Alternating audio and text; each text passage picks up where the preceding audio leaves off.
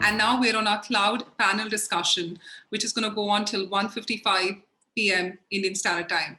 Well, we're looking at talking about all things cloud, which is the topic. As organizations respond to the pandemic with a renewed cloud focus, they face IT complexity, security risk, and operational efficiency challenges. Well, the resilient leaders and the organizations now have an opportunity to modernize their technology backbones with scalable cloud infrastructure. This session will cover some of the key cloud trends. We're looking at talking about rise of native clouds. We're looking at talking about increasing preference of OpEx over the CapEx cost models, edge computing gaining the edge. We're looking at talking about modernizing legacy database or data warehouse with cloud data platforms, how to build a cloud-centric cybersecurity system, and the future of data centers. Well, ladies and gentlemen, for this, we've got our eminent panelists. First up, Abhishek Chandra, Chief Information Officer, IIFL Wealth and Asset Management Limited.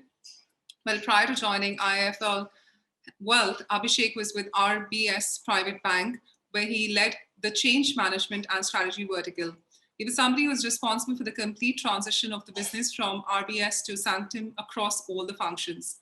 With this, I'd now like to welcome Abhishek to the Big CIO Show. Thank you, sir, for joining us. Yeah, great being here, Bhavna. Thank you. Pleasure. Thank you. With this, also, I'd like to now invite Sourav Sinha, Chief Information Officer, IndiGo Airlines. Well, IndiGo Airlines, Sourav is spearheading several business and technology initiatives and is responsible for the formulation of IT strategy and its implementations, driving digital transformation and decision sciences and business intelligence initiatives. With this, I'd like to now invite Sourav Sinha. Thank you so much, sir, for joining us today. Thanks, Bhavna.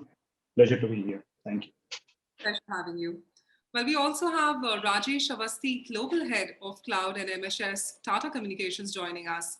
Well, Rajesh has over 25 plus years of experience in technology management encompassing sales, business development, product management, technical pre-sales, and IT infrastructure services for large enterprises, including multinational service providers and system integrators. With this, I'd now like to invite Rajesh. Thank you, sir, for joining us. Thank you, Bhavna. Pleasure having you. And ladies and gentlemen, introducing now is the moderator of this panel discussion, Mr. Boby Mohan, Chief Information Officer, TVS Supply Chain Solutions. Well, Boby has over 25 years of experience in digital transformation, including strategizing and architecting the digital roadmap, putting the pieces together towards the DX vision using the mobile, cloud, analytics, AI, ML, and data layers. Thank you so much, Boby, for joining us today. And ladies and gentlemen, with Boby on your screen as the moderator, may I now request all our panelists to please switch on your screen, your cameras, and join us on the main stage. With this, I'd now like to leave the live baton to Boby to take it forth with his panel. Over to you. Thank you, Bhavna. Good afternoon, folks. Good morning or good evening, as the case may be. And it's a pleasure to be on this panel with such learned and experienced people, in alphabetic order, nonetheless, Abhishek, Rajesh, and Sourav, which of course we bring experiences from a wealth of industries and so on here. And just to put some context around what we're trying to do here, right? So there was this Austrian economist called Joseph Schumpeter, who in the early 20th century said and came up with the concept of something which he called the creative destruction. Right, the whole concept of creative destruction, according to Schumpeter, was the fact that ecosystems have a way of destructing within itself as it moves into the process of innovation and growth. So we kill the old and we build the new as a process, and it happens from within. And this was the basis of Joseph Schumpeter's entire thesis on how capitalism is going to grow and become socialism at some point in time, but that's a discussion for a different point in time. Why am I quoting Schumpeter here is essentially because of the context of the whole cloud thing. is essentially a process of creative destruction or molting, as I might say. Over the last few years, we've seen how cloud evolved from being just a database or a data center sitting somewhere we didn't even know to more about a lot of capabilities and facilities that we have, which we could never think through in the past. So the whole creative destruction process of cloud and how the whole thing went about is, I think, what I would have the panel and me talk through so that we could bring in some nice facets of our experiences, our personal experiences, personal points of view, and of course, like all IT folks, we do have points of disagreement, which I hope some would come out and we would have a quick debate here. There are everything.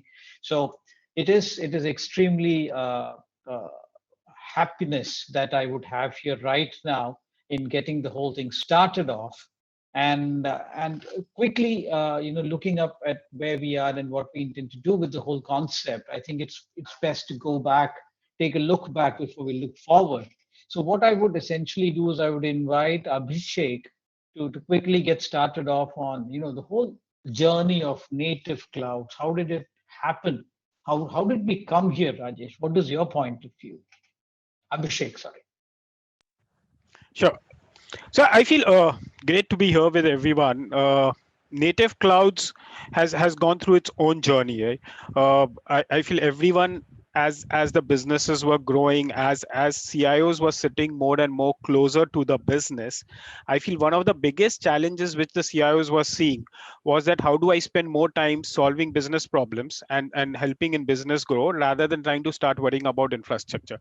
I feel that was the back end problem which was lying in everyone's mind, and that's where the cloud evolution started becoming faster. So I feel one was this challenge, and second, I feel everyone out there in the industry started realizing that how do we take this responsibility out from the CIO's desk to actually the developer's desk and say, okay, let the whole infra part start getting maintained by someone else. So it started with co-location to going to clouds, but I feel today's world is all about, I would say, containerization and serverless computing. I feel these are the words that everyone wants to hear today, saying that how do I go about containerizing my applications? How do I make them from monolithic ready for microservices architecture to be deployed on the new container architecture?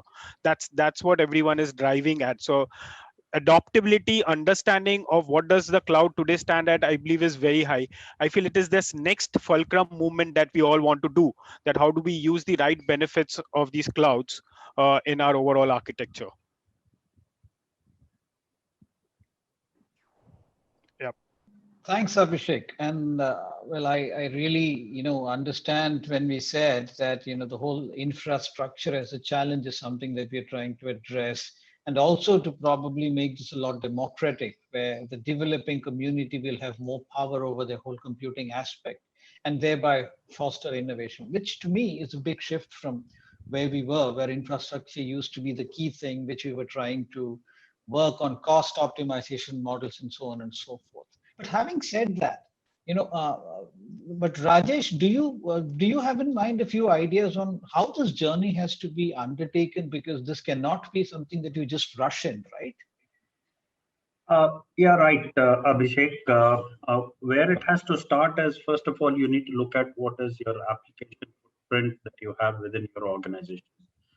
And what are the areas where you believe that cloud native technologies can bring in those benefits to you? And we've seen in BFSI segment, people talking about modernizing some of their systems of engagements, not the systems of records, which is the core banking or core insurance areas. So one of the things which we need to do, where some of the considerations that we need to take care of is that we need to, first of all, re-architect our applications. And as Abhishek spoke about it, that we need to make them microservices based. That means they become decoupled services so that they can be deployed in a distributed manner. So that means what we need to make sure is that the application is a stateless application. So that's one standard thing which we need to work on. Since these are independent silos that we are talking of services, then we need to take care of how do we do a service mesh of these applications. And that's where API management becomes very important in the overall deployment that you are doing, if you want to get the maximum benefit out of that. Now, once you have done that, as Abhishek was also talking about, was how do we bring the operation closer to the development teams, which is where the CI/CD pipeline automation becomes very important, where you automate the process of upgrades and updates without depending on the IT operations guys. So those are certain things which you may have to do.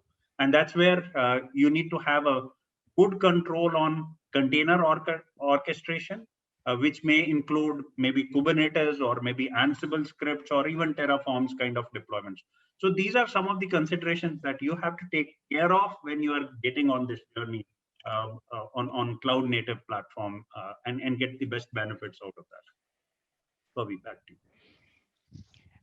Thank you, Rajesh. That was. And Bobby, if I can just add one more point, I feel what Rajesh is rightly saying. I feel it's very easy to get overwhelmed with the saying, okay, let's move to cloud, right? But if we don't re-architecture the application, and if we start saying, okay, let's take our regular monolithic application onto cloud, then I feel we don't see the real benefits. Breaking the current legacy architecture or the monolithic application to have a containerized based approach, where a container, which is nothing but basically a virtualized operating platform that we are able to offer, has some very key advantages. I see three key advantages which I always talk about when to my team internally, saying one, application version control becomes far easier when you start using a container approach, because then the rollback is only when you're doing a releases under a CI/CD pipeline every week, and you have to do a rollback. Rollbacking a particular container becomes far easier rather than trying to do a bigger rollback plan and say, okay, I will have releases happening only maybe once in a month, and also so that's the very big benefit. I feel second is efficiency in operational activities also becomes far more easier, right? For now, IT operations is a sizable part. If each team is managing their respective containers, they understand on how the consumption of memory, disk space, CPU, all is being done on their core operational or container part, right? So it's not that some other service or some other activity is actually consuming and eating someone else's resources. And that's a regular blame game when you sit on top of a team saying, okay, that person's end of day service actually ate away half of my resources and I could not perform it well, and then you're asking me to solve it. So I feel that's where that isolation or that segregation starts helping out. And third, it also helps the productivity of developers, right? Because they know that they have a secured area and a isolated area which is there for them to work upon. So I feel that's where containerization helps a lot. Serverless computing is the other part which I just wanted to quickly add upon, right? I feel serverless computing is started playing a big role. It helps developers a quick jump start, right? Rather than trying to worry, sit, assess, what should my hardware be about, how do I do it? Let that be taken care by the backend engine, right? Let's not worry on what is the compute required. Of course, serverless computing does come with its own challenges. We need to be very conscious of the fact that how much is the latency and how much is the staleness of these activities which we put on serverless computing. Because if we have activities which are probably runs at a lower frequency and you start putting in serverless computing approach, then the start itself becomes slower, right? And you're not getting the right benefit. So there's a handoff or there's a balancing act that we need to play. Where do we put what?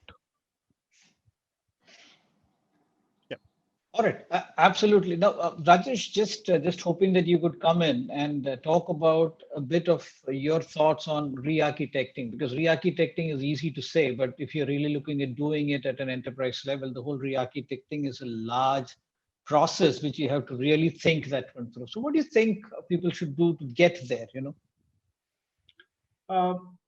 I think some of the things which people have to take care when they are re-architecting their applications, first of all, they need to look at whether that application that they are architecting is something which needs the scale which may be required. Because if you have a very stable environment, putting it into a cloud native platform, will that give you benefits? Maybe not. Okay. One of the benefits that you want to derive out of that is that you should have the flexibility and you should be able to scale at a very short period of time. Okay. So those are some of the things which you have to take care when you are identifying which are the workloads that you want to modernize or make them microservices. So that would be the first thing that you will have to look into it.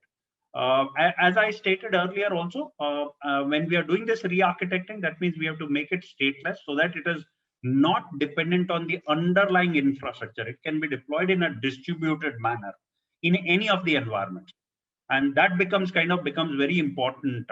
And there, when you're doing this, what becomes important is what is the API gateway that you want to choose in that environment. So that becomes very important because your engagement with your entire ecosystem is going to depend on that API gateway, not only between the various functions within the microservices architecture, but also with the third parties which are going to interact with those functions. So that becomes very important when you're looking at those environments. We've also seen some of the people using Ansible scripts or using maybe Terraform or any of those kind of automated environments to make this more aligned with the environment which they are working on. So those are some of the considerations we believe are going to become very important when you are modernizing these applications and look at making it a cloud native platform and leveraging the maximum benefit out of that platform. Otherwise, you will not get the maximum benefit. It will be a legacy application on a new. So it's like a old wine in a new bottle. Very well put. Now, I guess one key thing that I will take out of what you said is the fact that by creating microservices, by putting in containers, we essentially segregating the whole compute from the infrastructure piece and bringing it to a space where it can operate anywhere. And of course, the whole API angle to it makes it that you are not dependent on computers. It could be IoT pieces and a lot of other various infrastructure, etc., that comes in. And of course, being Tata Communications working with communications industry as a whole, that the whole thing, how it all flows up. Now, let me just try to elevate this in a manner where I would go to someone who works in the aviation industry, actually, to be very honest, and so we elevate the concept itself. And when you move an application away from a network that is completely secure and that you have bandwidth and processing, whereas probably you go into an environment where bandwidth is not a given, and still you have to work with the whole the containers application, the microservices driven application. The whole paradigm shifts to the edge, which of course is something which is fairly new. So with that in mind, Sourav, what do you think is the role that edge would play? Is edge coming in? What do you think there? It all depends how your computing is distributed across your organization. Now, for example, if I look at an aviation industry, and especially where the compute is irrespective of whether it is a domestic airline or it's an international airline, irrespective of that. So there are certain systems and solutions that the airline industry uses, which have been hosted. I mean, today we are talking about cloud and all that stuff. We have been in the cloud for 30 years now, to be very honest. Okay. Now, the distributed computing is anyway happening. But with this, what has happened is that what I am referring to 30 years back is where the data exchange were in few kilobytes. It was not in megabytes or gigabytes. Now, the volume of data today has gone up exponentially because of the kind of system and also because of the kind of applications that we are doing. When I say applications, I just don't mean the technology part of it. I mean, the business applications, the business processes which are addressed with this technology. So in that case, what happens, it is very important that there is a layer at different levels of compute for, if not for anything else, at least for improving the response times, if not anything else. Okay. Other than that, of course, there is a security, there is a improvement in terms of the availability and all that stuff. All that is fine, but the most important thing is your response time, especially when you are addressing a requirement which is very close to operations. For example, if you're scanning a boarding pass, which you would have seen in IndiGo, that we scan the boarding pass at the stairs and the steps and all that stuff. Now that has to update a centralized system, which is sitting somewhere in some part of the world, okay, on a close to real-time basis. So if we try to crowd these kind of computes, if you are trying to crowd this kind of applications in and not distribute it across different computing zones, it would be very difficult for us to provide the kind of SLA that the business demands. So this is where I see the importance of it coming back. Then of course, how do you architect the application? How do you host it and all that? Those are more at the technical stuff which people are, there are several ways of doing it and people can do it. But this is what, if you ask me, what are the drivers? This is one of the drivers. Thank you, Sourav. And I guess the whole aviation concept of a boarding pass and it being not really tied down to a specific location brings in an active element. But then let me try to bring in the telecom angle to it. So, sure, Rajesh, before I come to you, I work in the supply chain industry, and one of the key considerations we have is the fact that we have warehouses all over the country and in places where internet basically is probably in short supply, or it's not as rugged or as reliable as you would want it to be. And the warehouses we are speaking about are automated warehouses and so on and so forth. So of course, the edge is very delicious as a concept for us.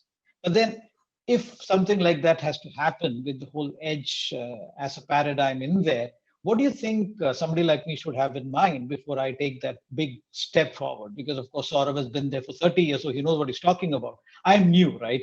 So how do you want me to take that little step onto the whole edge paradigm? Yeah, so this concept of edge has been there. Now it is getting changed with the cloud coming into play, because earlier, if you remember, all the organizations used to have their centralized data centers. And in remote locations, there used to be server rooms. What those server rooms were, basically hosting some applications in those locations. What we are trying to say with edge computing or edge cloud today is that whatever technology is being used in the cloud data centers, can that be deployed on those server rooms or edge locations also? Okay. The utilizations are going to be different for different industry verticals. As Sourav rightly stated, one of the primary drivers for looking at edge is that your response times or latency is taken care of. You have huge volumes of data which is coming at a very fast velocity. So you have to process it there and then, rather than bringing it to a central site and then process it and then send it back. So you want that kind of, you can't afford that kind of latency, and that's where you would want to deploy edge computing. And good example he gave was on the boarding passes which are there. But if you go to the other industries, it could be in the manufacturing space. You can talk about manufacturing execution systems to be deployed on that, because that have to be close to the factories which are there. Or it could be video analytics, which is going to become very important, because the amount of data that you're talking, which is going to come in from those, is going to become very important. So edge is going to be driven by use cases more in comparison to what the technology brings into that place. I think where it is differing from the earlier server rooms is, we are talking about that edge computing cloud should be integrated with the central site. That means if there are certain data which need to be shared, because data has the gravity, it's not the compute systems. Generally, people talk about storage, but within storage also it is the data which has the gravity. So how do you make sure that seamless integration happens between the centralized systems and these edge nodes is going to become very important. And these could be driven by use cases. Some could be deployed on telco edges, which are closer anyway. They have so many points of presence, so you can deploy within those. Or it could be within on-premise of a customer based on the customer requirement. If it is a MES system, then you have to deploy it in factory. It cannot be on the edge of a cloud of a telco. Those are some of the things which we will have to look into. Right, lovely. So, absolutely use case driven and data centric, because data ultimately is king. Now, with all of this coming around, I'm going to come to you, Abhishek, now with a very different angle to the entire proposition. So we're speaking about containerless, we're speaking about going to the cloud, we're speaking about edge, we're speaking about latency, we're speaking about data.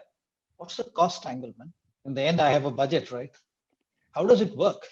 How will the CFO agree to probably all of this or some of this at least? How do I sell this to him? So I feel, the main driver, easy driver always has been is, okay, we are moving from CapEx to OpEx. That is a simple statement which is given, but that never helps sell, right? I feel the biggest challenge which as CIOs or as decision makers one needs to keep in mind is that how are you getting the real benefit, right? The real benefit only comes when you do not move into an IS mode. Unless you take it to a PaaS or to a SaaS mode, you are actually not getting the real benefit. So I believe is IS is something which I always suggest, saying that it doesn't make sense migrating. Do not make an attempt unless you are at a stage where you are at the last version of your hardware, your hardware is about to fail. Do not take an application as is, lift it and shift it onto the cloud. Your whole responsibility remains the same on managed services. Your whole responsibility of ensuring the application remains the same. What you're only doing away with some minimal activities like maybe providing AC and power and others. So it is actually not creating any value for you, right? It is good tick in the box, no value. uh, at the heart of it, you can still sell it in some manner, saying I didn't go and invest in a new capex, but and I went into an opex model, but it is not creating the real value only starts coming from PaaS, right? So either unless you get into a PaaS architecture, at least the application should be PaaS ready. If it is not microservices architecture ready, let at least the database, which in most of our case of OLTP applications or even in an OLAP application, at least the database be PaaS ready. It has to go into a platform as a service where your basic things like patch management, release management, your backup management all gets taken care by another provider. That's where your real down of workload is coming in and you see the benefits. And then is where you start seeing, okay, that the OpEx is actually making sense because sizable part of my responsibility is going away. The second part, which I believe is very, very important when we move to cloud, is to monitor and be clear on what is that you need today. We all have to unlearn that fact that earlier, whenever I used to sit, you say, okay, how do I plan for next 3 years? Today, you don't need to plan for next 3 years. You need to plan for what is next 3 months load requirement. If you go ahead and reserve an instance, or you start asking for instances as per, oh, 3 years, my business growth is going to so much, I need to thus have so much of higher compute reserved, you're actually getting started with a very higher bill. So that's the other part, right, which we need to take care of.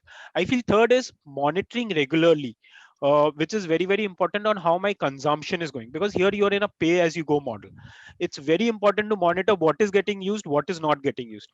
We tend to start and we forget, and bills keep running, and it's only at the quarter and or at the half year, and when you're reviewing your budgets, you see, oh, okay, there's a certain significant amount of spend happened already, because maybe either you brought up an instance at that pressure, oh, you have to require a server, you have to require a service, you put up an instance and you forgot, and it was actually a POC or a pilot running, and it's kept on running.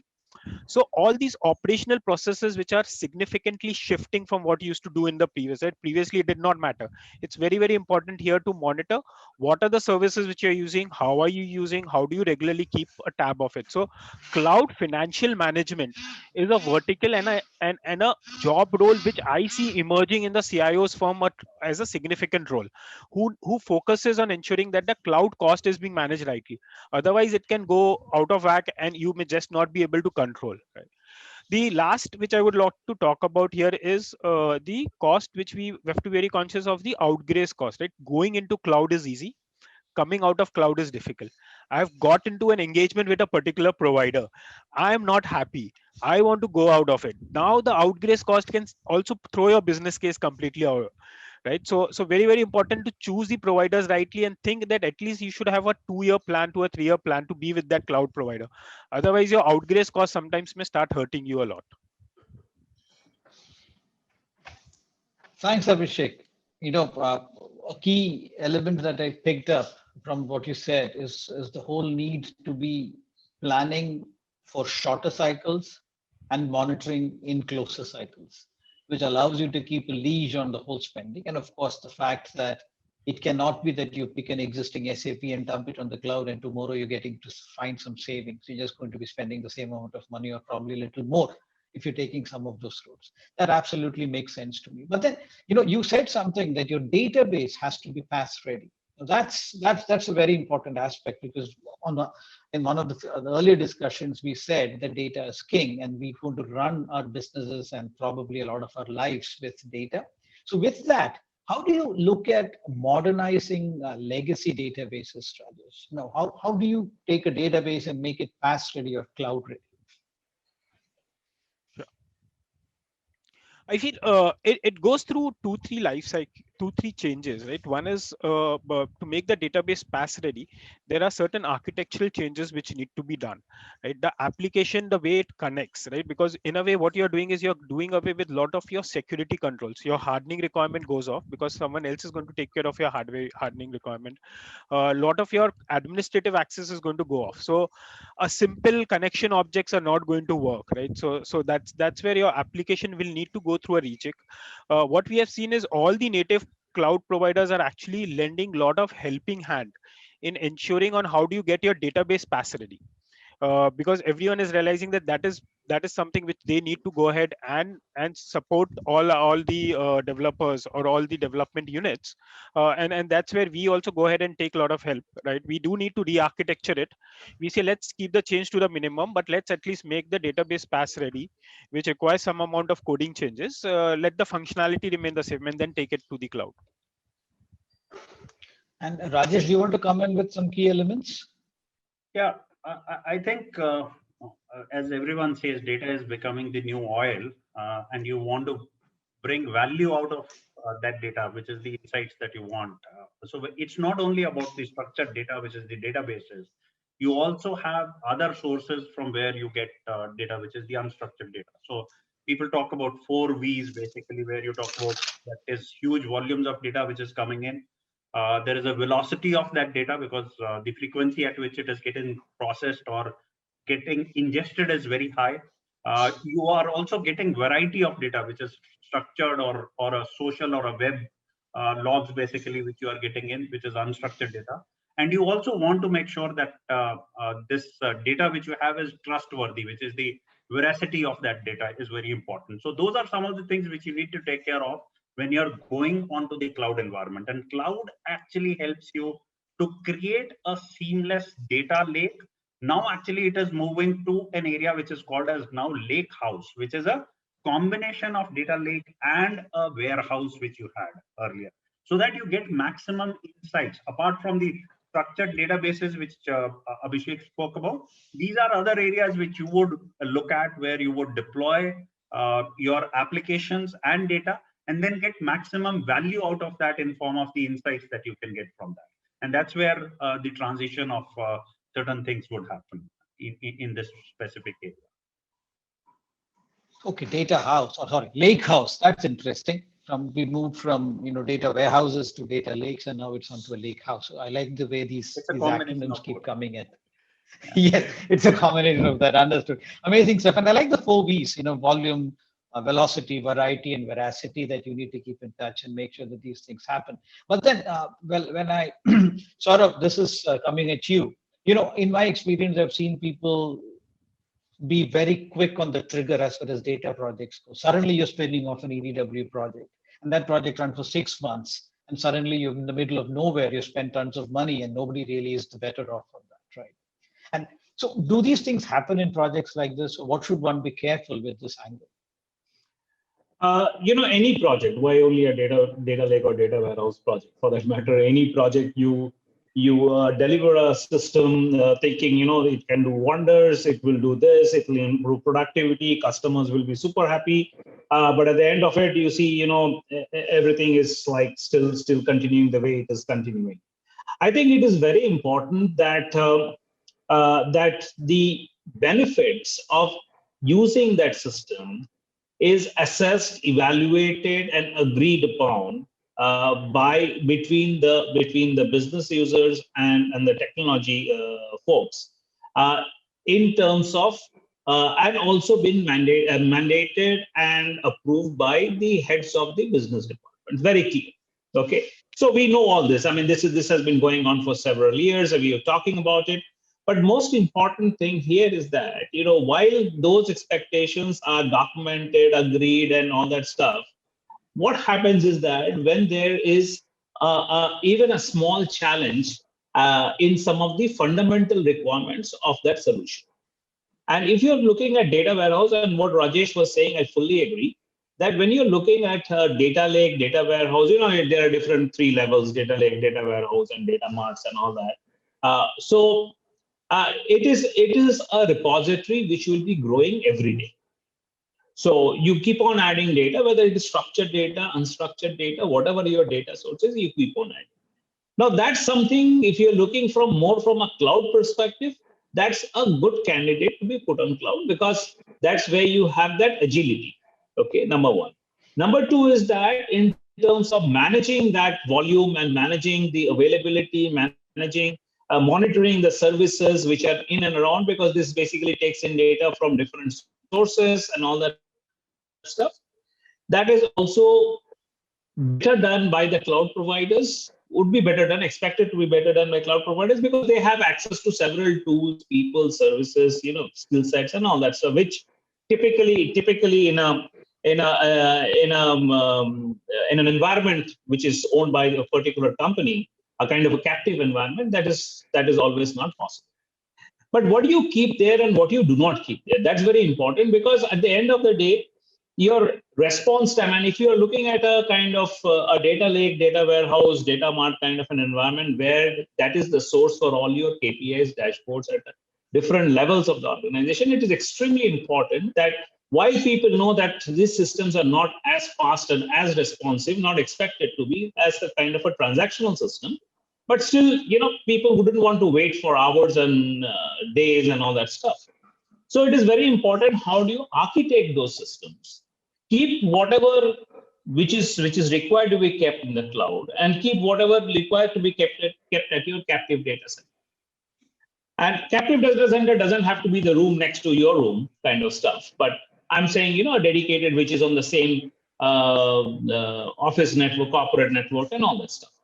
So that is something which is very important and is an important consideration. Thank you, Sourav, and absolutely on the clock, gentlemen. I think this is exactly where we all live up to the fact that we are at the mercy of the clock, and it was a very productive discussion. I learned a lot of stuff, specifically to take from Rajesh's point on the lake house and the 4 V's, and of course, how do you bring data and keep it around the place? Wonderful interaction. Thank you, folks. All I would want to do is that, when somebody asked the chairman of Salesforce, Mark Burnioff, what is cloud? He says, I wouldn't really waste a lot of time trying to figure that out. It's a better way to run your business, right? So I guess that's the best way to close this thing. Thank you very much. Thanks, everyone. Thank you. Thanks, Boby. Thank you. Thank you. Thanks, Abhishek. Thanks, Rajesh. Thanks, Thank Sourav. you. Thanks, Rajesh. Thank you. Thanks, Boby. Panelists for joining us. Thank you for your valuable time today at the Big CIO Show. Thank you, Varna.